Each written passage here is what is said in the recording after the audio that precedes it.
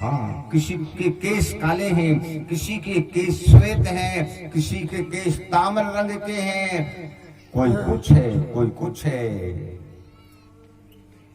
सबके चेहरे के ऊपर सूर्य जैसा प्रकाश है। तो महाराज परीक्षित की ओर देखा सुखदेव जी ने सबसे पहले, फिर नारद जी की ओर देखते, वो कहते भगवान कृपया मेरा परिचय तो करवा दीजिए, मुझे पता तो चल जाए कि जो कथा सुनने आए हैं ये हैं कौन कौन है, तब तो मैं वैसी कथा सुनाऊं। मैंने तो उनके दर्शन कभी नहीं किए। बात बिल्कुल सही है, बात बिल्कुल सही है। जो संवाद हो तो पहचान होनी चाहिए, कहीं जाओ तो पहचान होनी चाहिए कि ये कौन है, ये कौन है। अर्जुन ने भी भगवान कृष्ण से यही कहा था, प्रभु मेरा रथ दोनों सेनाओं के बीच में खड़ा कर दीजिए, मैं पहचान तो लूं कि मुझे संग्राम किन किन के साथ करना है। हाँ, देख तो लूं। तो भगवान ने खड़ा कर दिया था रथ और कहा था, अर्जुन देख ये खड़े हैं सब। अर्जुन ने देखा था मेरे ताऊ, ताऊ के लड़के, चाचा के लड़के, मामा, फूफा, दादा, जितने भी हैं सब खड़े।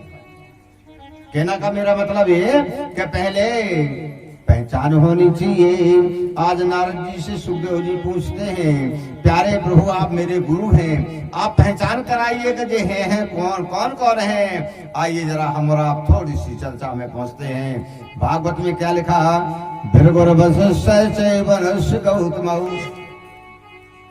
भृगुर वशिष्ठ चैवनस्य गौतमौ, मेधातिथिर् देवलदेवरातौ, रामस्तथा गादि सुसस्पृतो, मृकंडु पुत्रात्ज पिप्पलादा, छाया सुकौ व्यास पाराशरौ च, जाजली जहिनी मुख्या।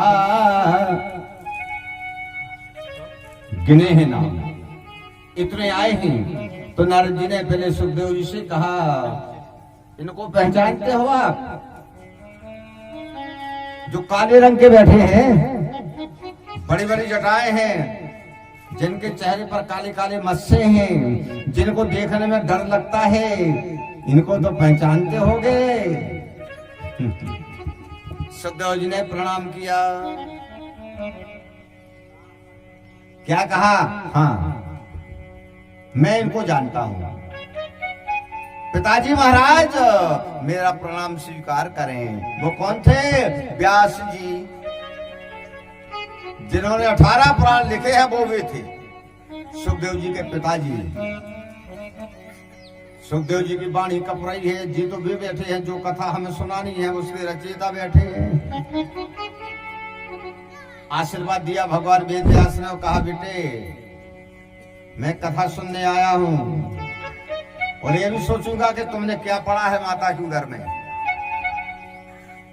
पहला उपदेश दिया क्या कि कथा सुनाने वाले को चाहिए कि जितने सुन रहे हैं वो सब श्रोता है और हमसे बड़ा विद्वान कोई नहीं, तो सुना पाएगा, अन्यथा नहीं सुना पाएगा।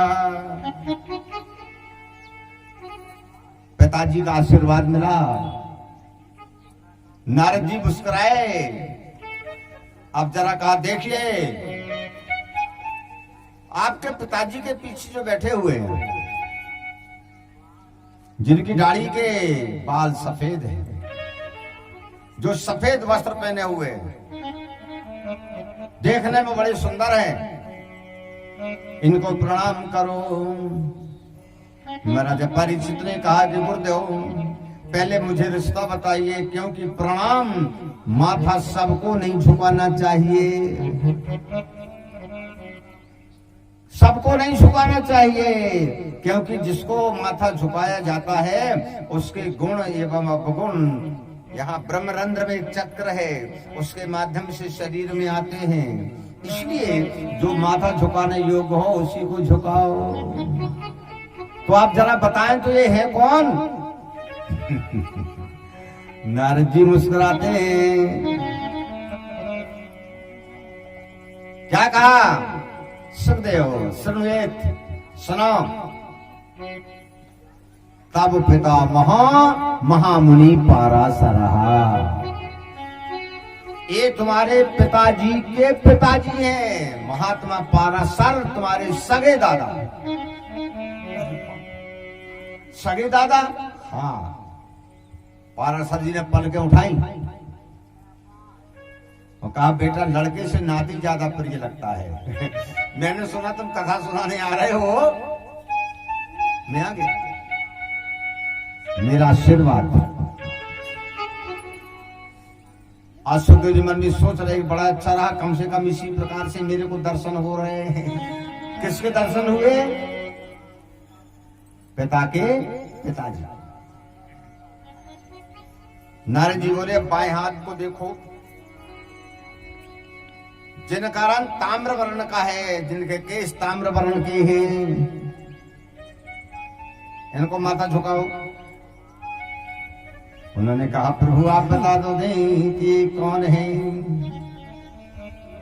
बोले जी तुम्हारे पिताजी के पिताजी के पिताजी। हाँ जी तुम्हारे परदादा है। तत्काल माथा झुकाया। वे कौन थे? महात्मा शक्ति। सुखदेव जी के पिताजी व्यास, समझ गए ना? व्यास जी के पिताजी पाराशर और पाराशर के पिताजी शक्ति। उन्हें भी आशीर्वाद दिया। आप बोले नारद जी देखो वो जो दूर बैठे हैं बहुत भव्य दिख रहे हैं, वो मेरे बड़े भाई हैं, वो ब्रह्मा जी के पुत्र हैं। वो ऐसे हैं कि जो अपने आंखों से पर ब्रह्म के अवतार को उन्होंने देखा है और गुरु भी रहे हैं। हाँ। सुखदेव जी धीरे से कहते बताएं तो ये कौन है? बोलिए तुम्हारे पिताजी के पिताजी के पिताजी के पिताजी हैं। इतना लंबा? बोले हाँ। कौन है? हम तो गिनती भूल गए। फिर वो बताना, हम तो गिनती भूल गए। बोले ये तुम्हारे पिताजी के पिताजी के पिताजी के पिताजी है? तब तो बहुत बड़ी बात है। हमारे पिताजी दादाजी के भी दादाजी है। हाँ। क्या नाम है इनका? बोले इनका नाम है वशिष्ठ। वशिष्ठ? हाँ। ब्रह्मा जी के 10 मानस पुत्रों में 10 हैं ब्रह्मा जी ने उत्पन्न किए थे। मरीचि, अत्रि, अंगिरा, पुलस्त, पुलह, क्रतु, भृगु, वशिष्ठ, दक्ष और बोले 10वां में नारद है। ये मेरे बड़े भाई। इन्होंने राम अवतार अपनी आंखों से देखा। राम अवतार के गुरु रहे। ये भगवान को शिक्षा दे चुके हैं। पर द्वापर में कृष्ण अवतार तो देखा ही देखा है। सुखदेव जी दौड़े, चरणों में गिर गए। उन्होंने उठाया, हृदय से लगा लिया। मेरे बेटे, मेरे कुल में तुम उत्पन्न तो हुए हो कि जिसने गर्भ में पूरा भागवत सीख लिया। हाँ, मेरा आशीर्वाद है। सुखदेव जी आकर के खड़े हो जाते हैं। फिर बताया, बोले जरा इनको देखो, ये और विचित्र हैं, ये भी हमारे भाई हैं। इनका नाम भगवान नहीं भूल सकते, उनके दर्शन करो। ये कौन थे? हाँ, वो थे महात्मा भृगु। भृगु का नाम सबने सुना। लात मार दी भगवान विष्णु को। हृदय पर भृगुलता आज भी रहती है। अवतार कोई भी हो जाए, भृगुलता नहीं त्याग सकते। वो भी कथा सुनने आए। महात्मा च्यवन जी बैठे हुए हैं। हाँ, जिनकी कथा भागवत में जो बूढ़े से जवान हो गए थे, च्यवन, उन्हीं के नाम पर तो आजकल की हमारी फैक्ट्रियों ने च्यवन, प्राश्चिवन, जवान से बूढ़े, जवान से बूढ़े, च्यवन जी के नाम पर चल रहा है च्यवन प्राश। उनको माथा झुकाया।